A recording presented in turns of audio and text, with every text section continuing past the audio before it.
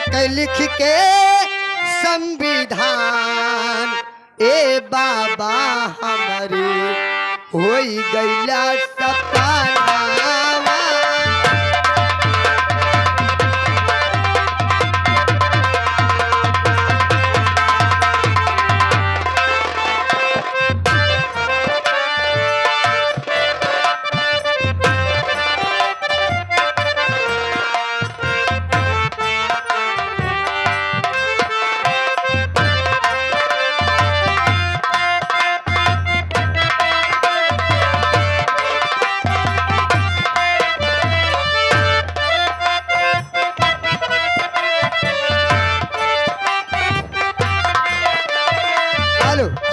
मंजिल गईला सपनावा होई गईला सपनावा बाबा होई गईला सपनावा। भारत के लिख के संविधान ए बाबा हमारी होई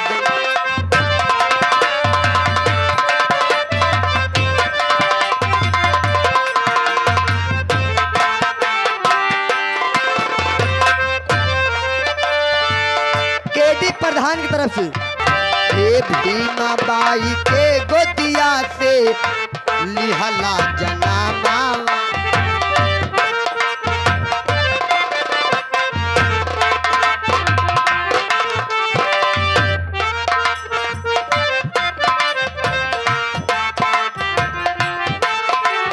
हे भीमा बाई के गोदिया से लिहला जनामा।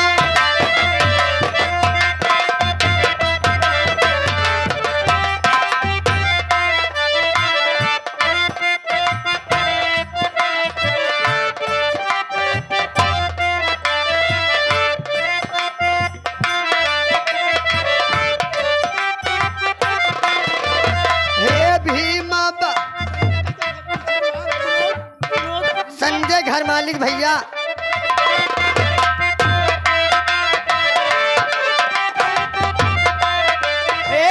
भीमा बाई के गोदिया से लिहाला जनामा लिख के संविधान कहवा होई गईला सपनावा।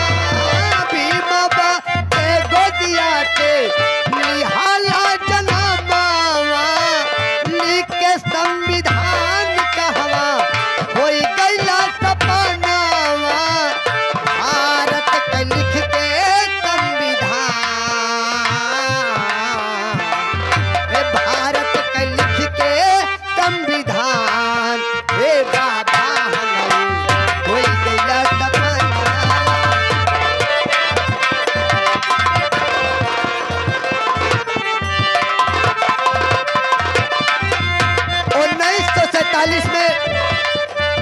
1947 में जब अपने देश को आज़ादी मिली तो अंग्रेज लोग जाने के लिए तैयार नहीं थे। उन्होंने मांग किया कि हम लोग चले जाएंगे तो आप लोग देश को चलाओगे कैसे, हमको संविधान लिख के दो तभी हम लोग आपके देश से जाएंगे। तो आपस में बैठक हुई, विचार करने लगे। तो सारी कहें आखिर संविधान लिखेगा कौन। तो बाबा साहब सारी जिम्मेदारी अपने कंधे पे उठाते हैं। कैसे मास्टर?